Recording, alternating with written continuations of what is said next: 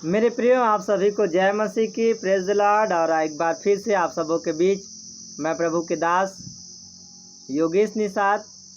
और कैसे हैं आप सब? मैं विश्वास करता हूं आप सब बहुत ही अच्छे होंगे और प्रभु में फलवंत और आशीषित जीवन जी रहे होंगे और इस लॉकडाउन का भरपूर फ़ायदा उठा रहे होंगे जैसे हम उठा रहे हैं, है ना।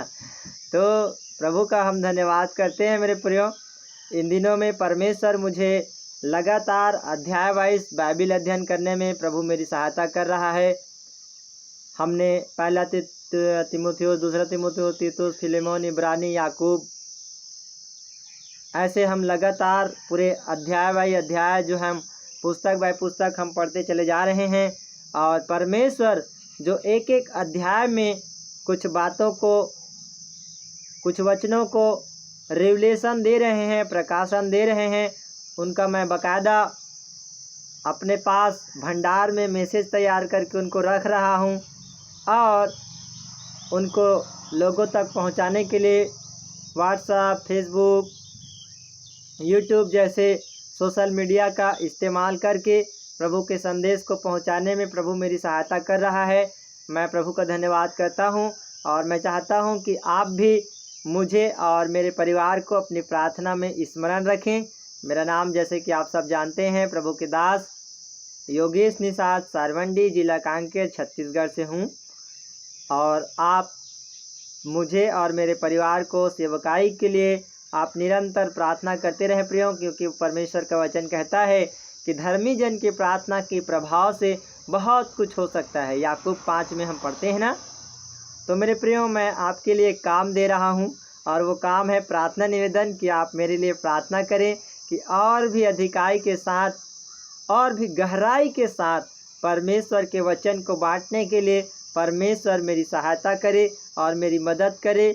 और जब मैं परमेश्वर के कलाम को बांटूं, परमेश्वर अपनी आत्मा की भरपूरी में मुझे ले चले। सो हम परमेश्वर पिता का धन्यवाद करते हैं। और पिछले दिनों जब मैं इब्रानियों को पढ़ रहा था तो मुझे परमेश्वर ने वहाँ एक इब्रानियों उसके 3 अध्याय में एक ऐसे गहरे रेवलेशन को दिया है, प्रकाशन को दिया है कि क्यों इजरायली लोग जंगल में ढेर हो गए, क्यों जो परमेश्वर ने प्रतिज्ञा किया था कि मैं तुझे मिस्र से निकाल कर कनान देश में ले जाऊंगा। और हम जानते हैं कि कनान एक ऐसी जगह था जहां दूध और मधु की धारा बहती थी। परमेश्वर ने कनान में मतलब प्रतिज्ञा किए हुए देश में ले जाने के लिए प्रतिज्ञा किया था परमेश्वर ने, और उनको निकाला भी मूसा के द्वारा। मिस्र की बंधुआई से परमेश्वर ने सारे इजरायलियों को निकाल कर लाया, लेकिन वे लोग, हम जानते हैं, सारे लोग जंगल में ढेर हो गए और मुश्किल से 2 लोग जो हैं, यहोशू और कालेब, है ना, ये 2 लोग जो हैं वहाँ तक पहुँच पाए प्रतिज्ञा के देश तक। मेरे प्रियो, वचन मुझे अगुवाई कर रहा है आपसे बोलने के लिए इस बात को कि परमेश्वर के वचन में लिखा है कि बुलाए हुए तो बहुत है लेकिन चुने हुए थोड़े। मेरे प्रियो, आप और हम बुलाए हुए लोगों में नहीं, है ना, परंतु चुने हुए थोड़े, जो थोड़े हैं, जो चुने हुए हैं, ऐसे उन थोड़ों में हमारी गिनती होना चाहिए। और आपको और हमको सीखना है कि क्या ऐसा कारण था कि जिसके कारण इजरायली लोग जंगल में ढेर हो गए और वो प्रतिज्ञा के देश में नहीं पहुंच सके। क्योंकि मेरे प्रियो, ये हमारे लिए सबक है। कैसे सबक है? क्योंकि परमेश्वर प्रभु यीशु मसीह ने भी हमसे भी वादा किया है कि देखो, मैं आऊँगा और तुम्हें अपने साथ ले जाऊँगा, जहाँ मैं रहता हूँ वहाँ तुम्हें भी मैं ले जाऊँगा। और परमेश्वर ने प्रतिज्ञा किया है कि मैं तुझे अनंत जीवन दूंगा, तुम्हें जीवन का मुकुट दूंगा। बहुत सारी प्रतिज्ञा परमेश्वर ने हमारे स्पिरिचुअल लाइफ में किया है मेरे प्रियो। तो ऐसे ही आप और हम एक प्रतिज्ञा के संतान हैं। परमेश्वर अपनी उस प्रतिज्ञा को पूरा करना चाहता है, पूरा करेगा, लेकिन उसके लिए ज़रूरी है कि आप और हम वो गलती ना करें जो गलती इजरायलियों ने किया था। और उस गलती के कारण वो सारे लोग जो हैं वो जंगल में ढेर हो गए थे मेरे प्रिय। आइए हम परमेश्वर के वचन से सीखेंगे कि उन्होंने क्या क्या गलती किया था और क्यों वो लोग जंगल में ढेर हो गए, प्रतिज्ञा के देश में नहीं पहुंच पाए और अपने उस परमेश्वर की प्रतिज्ञा से वंचित रह गए।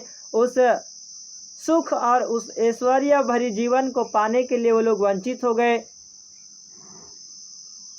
हम इन बात को जानने से पहले छोटा सा प्रार्थना कर लें और परमेश्वर की मार्गदर्शन हम ले लें। प्रियो, आइए सभी अपनी आंखों को बंद करें, प्रार्थना करेंगे। प्यारे खुदा, तेरा धन्यवाद हो इस वचन को प्रभु, जो आपने इब्रानी 3 अध्याय में जो गहरे प्रकाशन को आपने दिया है। मैं दुआ करता हूँ जब उस प्रकाशन को मैं बांटता हूँ प्रभु जी, तेरे वचन को बांटता हूँ, लोगों को समझ आने पाए और लोगों को समझने के लिए आप उनके आत्मिक ज्ञान और बुद्धि समझ को खोल दीजिए। जैसा 2 कुरिन्थी 4:4 में लिखा है कि संसार के ईश्वर ने लोगों की बुद्धि को अंधा कर दिया है कि उनका तेजोमय यीशु का तेजोमय सुसमाचार ना पड़े। प्रभु, मैं दुआ करता हूँ इस वचन को सुनने वाले सारे लोगों के जीवन के प्रभु हर एक अंधी बुद्धि खुल जाए यीशु मसीह के नाम में, ताकि प्रभु तेरा तेजोमय वचन का प्रकाश इनके जीवन में पहुंचने पाए। पिताजी, आपने ऐसा कर दिया, हम धन्यवाद करते हैं। प्रार्थना का आशीष प्रभु यीशु मसीह के नाम से मांगता हूँ, सुनिए और दया से ग्रहण कीजिए, आमीन। मेरे प्रियो, इस समय जब मैं प्रार्थना कर रहा था, परमेश्वर मुझे गुलाब के फूल को दर्शन में दिखा रहा था। वास्तव में वो जो गुलाब का फूल होता है वो प्यार का प्रतीक होता है। जब एक प्रेमी किसी से प्रेम करता है तो उसको गुलाब का फूल देता है ना। तो ऐसे ही आप और हम मसीह के लिए सुखदायक सुगंध हैं, लेकिन परमेश्वर आपसे बहुत प्यार करता है। मेरे प्रियो, आप डरे नहीं, आप घबराए नहीं। मेरा यीशु दिल से कह रहा हूँ, परमेश्वर आपसे बहुत प्यार करता है और परमेश्वर चाहता है कि आप नाश ना हो, लेकिन आप बचाए जाओ और परमेश्वर की वो हर एक प्रतिज्ञा का वारिस बने, परमेश्वर का वारिस बने और जो परमेश्वर ने प्रतिज्ञा किया है उन हर एक प्रतिज्ञा को आप अपने जीवन में प्राप्त कर सके। प्रियो, आइए हम वचन से सीखते हैं कि कौन कौन सी बातें इजरायलियों को जंगल में ढेर कर दिया। पहली बात हम देखते हैं मेरे प्रियो, नंबर 1 पॉइंट है, उन्होंने अपना मन कठोर कर लिया था। जब आप पढ़ेंगे इब्रानी उसका 3 अध्याय उसके 8 पद को पढ़ेंगे, वहाँ लिखा है कि उन्होंने अपना मन कठोर कर लिया था। जब तुम पवित्र आत्मा का शब्द सुनो तो अपने मन को कठोर ना करो जैसे उसने कठोर कर लिया था। मेरे प्रियो, हमारा भी मन ऐसे उन इजरायलियों के समान कठोर ना हो। जब आप और हम पवित्र आत्मा की आवाज़ को हम सुन पाए मेरे प्रियो, परमेश्वर कहता है जब तुम परमेश्वर की आवाज़ को सुनो, आत्मा की आवाज़ को सुनो, तो अपना मन को कठोर मत करो, उसकी मानो। मेरे प्रियो, आप और हम, पहला पॉइंट है कि अपना मन कठोर ना करें। कठोर हृदय का, पत्थर हृदय का आप और हम ना बने, लेकिन हम कोमल हृदय का बन जाएं। परमेश्वर यह यहेजकेल 36:26 में कहता है कि मैं तुझे नया मन दूंगा, तुझे स्थिर का आत्मा उत्पन्न करूंगा, तेरे हृदय के कठोर हृदय को निकाल कर, है ना, पत्थर का हृदय निकाल कर तेरे अंदर मैं मांस का हृदय भर दूंगा। मेरे प्रियो, परमेश्वर आपको और हमको कठोर हृदय निकाल कर मांस का हृदय देने की बात इसलिए कहता है क्योंकि उनका मन कठोर हो चुका था, उनका हृदय कठोर हो चुका था। मेरे प्रियो, आपका और हमारा मन कठोर ना होने पाए, आपका और हमारा हृदय कठोर ना होने पाए। प्रियो, यशायाह 46:12 में भी आप इस बात को आप पढ़ सकेंगे। और प्रभु यीशु मसीह ने बीज बोने वाले के दृष्टांत के विषय में अच्छी बातें कहा कि देखो, एक बीज बोने के लिए निकलता है, कुछ मार्ग के किनारे, कुछ पथरीली भूमि पर, है ना, गिरा, और कुछ झाड़ियों पर गिरा और कुछ अच्छी भूमि पर भी गिरा। तो वहाँ एक शब्द आया है पथरीली भूमि।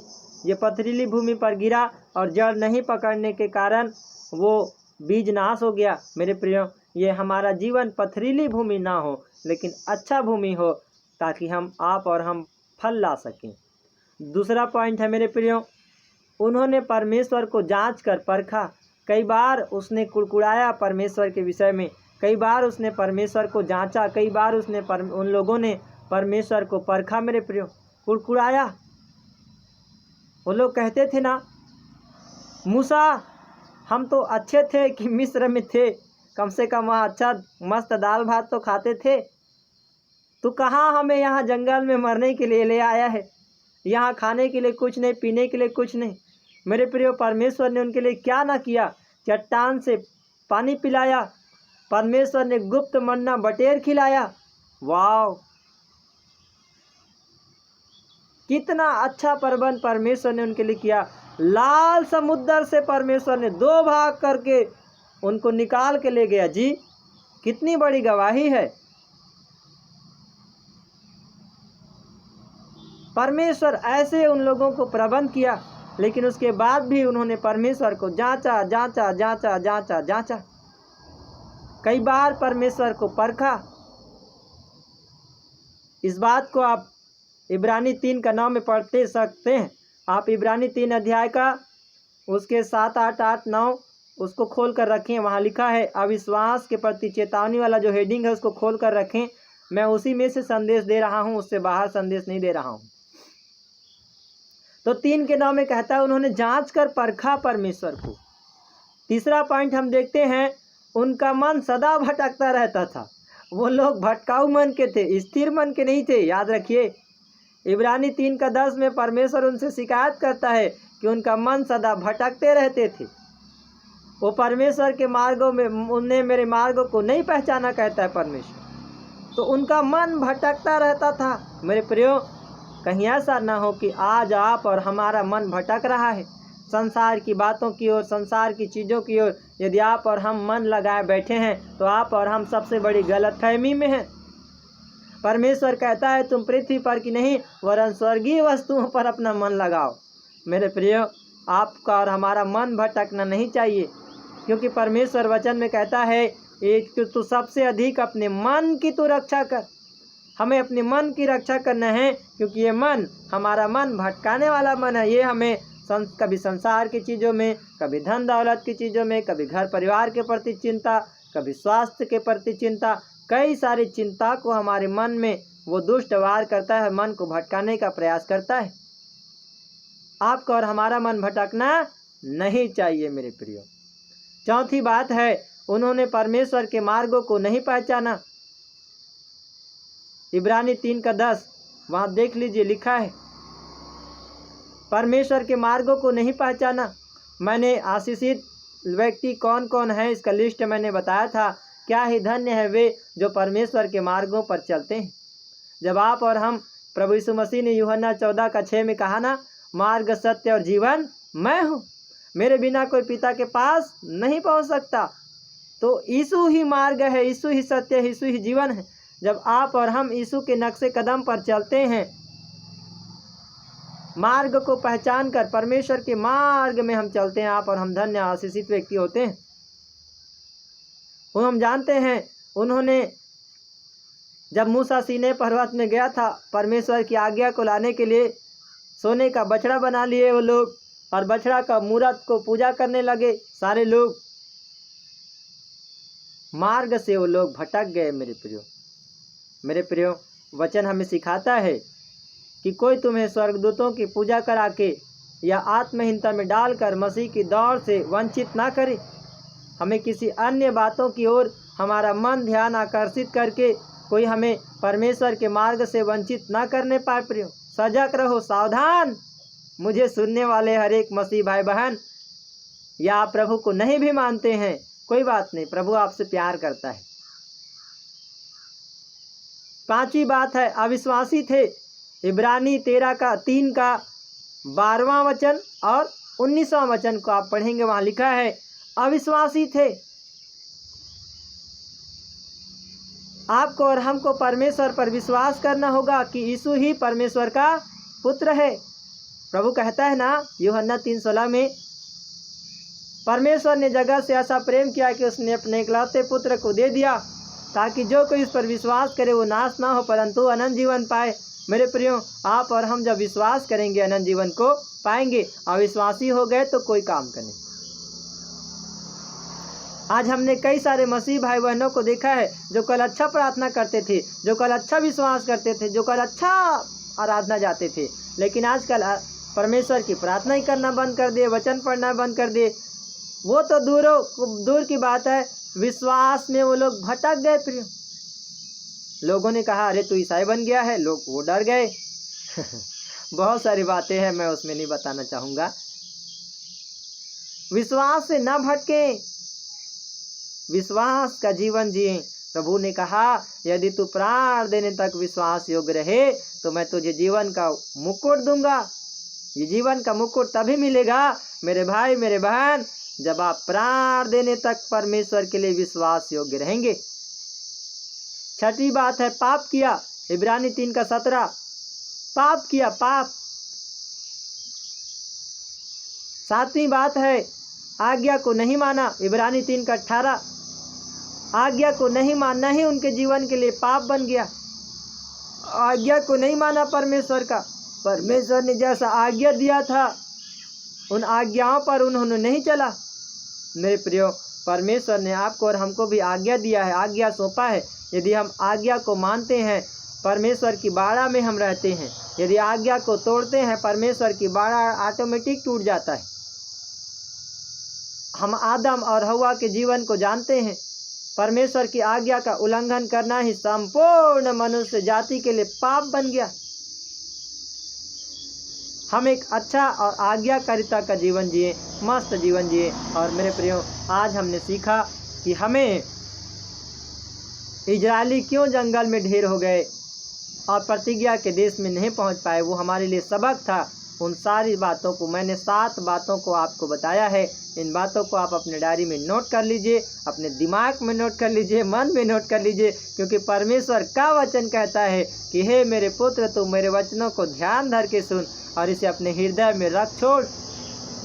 जो आज आपने वचन को सुना है परमेश्वर के कलाम से, इसको अपने हृदय में बसा कर रखें और वो गलती ना करें जो गलती इजरायलियों ने किया और जंगल में ढेर हो गए। आइए अपनी आंखों को बंद करें, हम परमेश्वर से प्रार्थना करेंगे। प्रभु जी धन्यवाद, तेरे वचन के बीज को बोने के लिए आपने सहायता किया। हाँ प्रभु, इजरायली क्यों जंगल में ढेर हो गए, इनका अच्छा प्रकाशन आपने दिया। प्रभु हम वो वाला गलती नहीं करें प्रभु जी की वो ढेर हो जाएं, लेकिन पिता हम ये सबक सीख जाएं और दोबारा वो गलती ना करें प्रभु जी, लेकिन तेरे वचन के अनुसार जीवन जिए। ऐसी आप हमारी सहायता कर। जितने लोगों ने इस वचन को सुना है, सारे वचन को सुनने वाले लोगों को आप आशीषित करें। पिता तेरा वचन 100 गुना 30 गुना 60 गुना 100 गुना फल लाए और लोगों के आप सहायता करें। धन्यवाद, आपने प्रार्थना को सुन लिया। ऐसा किया हमारे उद्धारकर्ता प्रभु यीशु मसीह के नाम से प्रार्थना का आशीष मांगता हूँ। सुन और दया से ग्रहण कीजिए। आमीन आमीन। प्रभु आप सभी को आशीष देवे। जय मसीह की। फिर मिलते हैं अगले वीडियो में। तब तक के लिए प्रभु आप सभी को संभाले, बचाए, रक्षा करे, स्वस्थ जीवन दे। आमीन।